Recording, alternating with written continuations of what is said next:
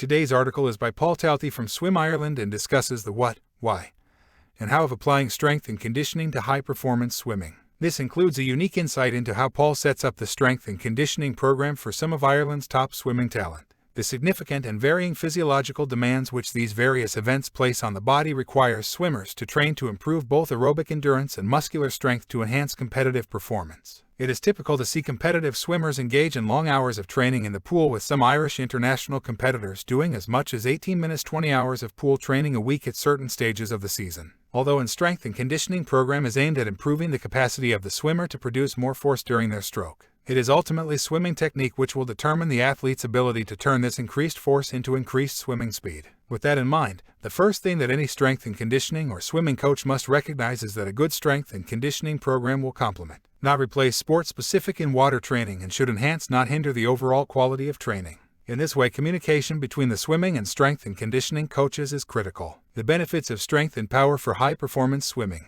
There are three main areas wherein strength and conditioning program will support a swimmer's performance. 1. Swimming velocity. 2. Starts and turns. 3. Injury profile. Swimming velocity. Swimming velocity is a product of stroke length and stroke rate. The relative importance of stroke length and stroke rate appears to be dependent on factors including the length of the race, the level of fatigue of the athlete, and the preferred technical strategy of the swimmer. An independent increase in either factor will result in an increase in swimming velocity. While the direct impact of strength training on stroke length rate has not been researched, swimmers achieving the fastest times in the world tend to have the longest strokes won. However, research has shown that the inclusion of strength training alongside regular training has a significant positive impact on the energy cost of swimming, meaning that for every stroke taken, the athlete has to do less work. This improvement in energy cost comes from an improvement in the athlete's ability to coordinate the muscular actions required to produce force. This improvement in energy efficiency may contribute indirectly to the swimmer's ability to manipulate their stroke length and stroke rate to find the optimal combination which will result in improved swimming velocity. Starts and turns. The impact of strength and power on start and turn performance has been more clearly demonstrated, with clear relationships reported in a number of research studies. 3.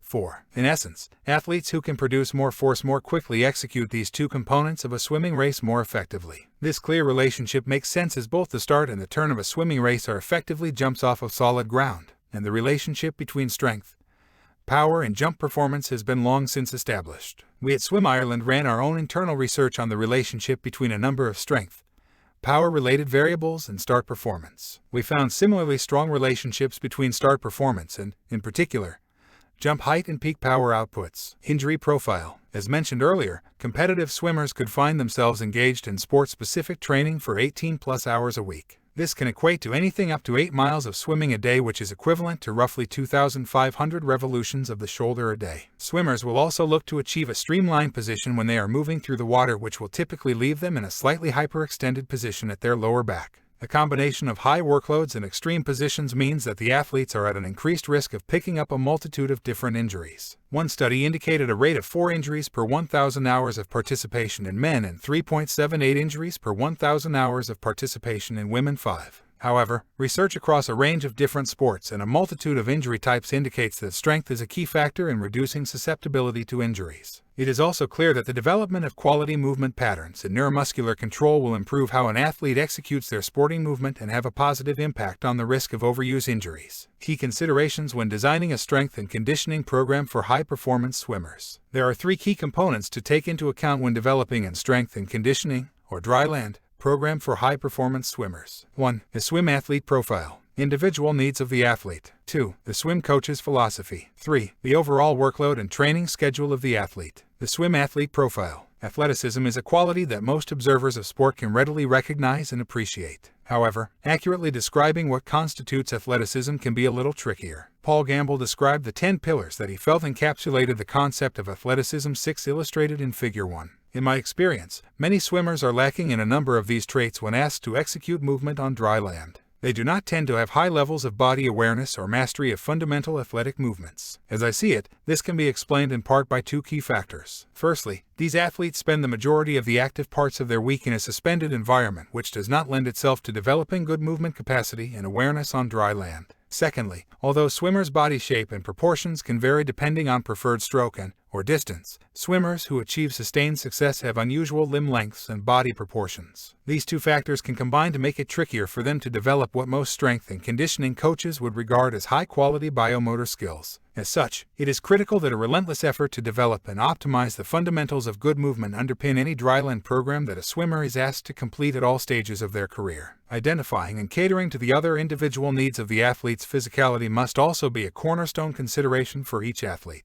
This should take into consideration individual differences in injury profile and identified strengths and weaknesses. The event the athlete focuses on will also dictate the detail of the strength and conditioning program, as the strength and power requirements of a 50-meter sprint will differ from a 1,500 meters race. The swim coach's philosophy. The strength and conditioning, or dryland, program for high-performance swimmers cannot operate in isolation from the swimming program. One of the biggest drivers of what the swim coaches and strength and conditioning staff at Swim Ireland do is to create synergy between the swim and gym components of the training program. This does not mean that the gym program needs to exactly replicate the movement patterns of swimming on dryland, nor does it require significant amounts of additional energy systems development in the gym program. Rather, it means we work to ensure that each component complements the aims of the other at each stage of the training cycle. In practice, this may mean that the swimming coach will sacrifice some volume or intensity in the pool to allow the athletes the space to put more effort into the gym program, where the volume or intensity may be higher for a period in order to force a certain adaptation. Subsequent blocks of training may see a flipping of this principle, where the strength and conditioning program may curtail some of the volume or intensity to ensure that the athlete's pool training is being supported and not hindered. Critical to this success is clear and transparent communication between the strength and conditioning practitioner and the swimming coach. However, synergy between swim and gym is not always that readily achieved. In this instance, the strength and conditioning practitioner should work to develop an understanding with the swim coach around how both components can better complement each other. In the meantime, the athlete's progress in the pool must remain front and center in the strength and conditioning coach's mind, and therefore some choices may be required which may appear suboptimal in terms of the development of strength and power, but which, when applied consistently, will allow for the athlete to continue to train at a sufficient level in both the pool and the gym to create positive adaptations. For example, although the strength and conditioning coach may ideally seek 5 work sets to improve strength in the bench press, or may look for 3 accessory exercises at the end of the session to improve robustness, a bigger win may be achieved by just doing 3 sets of bench press or 1 accessory exercise if they are done to a sufficiently high standard. Workload and training schedule. The workload and training schedule of the athlete is the final key consideration for the strength and conditioning coach when planning a dryland program. This is closely linked to the above discussions regarding the needs of the individual athlete and the coach's training philosophy. The workload, or mileage, that the athlete is subject to will be heavily dependent on the event they are training for. A sprint swimmer may only complete 15 minutes 20 kilometers in a week, while a 1,500 meters swimmer may complete 100 plus kilometers in a week. It goes without saying that this will have a significant impact on the quantity and quality of work that can be completed on deckside or in the gym. The ideal placement of the gym sessions in the overall weekly schedule will vary to some extent depending on the placement of certain training units in the pool. Quite often, gym and pool sessions will immediately follow one another. During a speed, power development phase in the gym, it would not be sensible to place a gym session immediately after a high-volume aerobic power session in the pool. Better to complete this session alongside the key speed session of the week in the pool. How I do it at National Center for High Performance. Any program I write is underpinned by the philosophy of move better, be stronger. My number 1 aim with the athletes in NCD is to ensure that they are executing the fundamental movements of squat, press, pull, hinge, and jump to a very high standard. These fundamentals are layered with varying forms of load in order to develop general and specific strength qualities as required for the sport.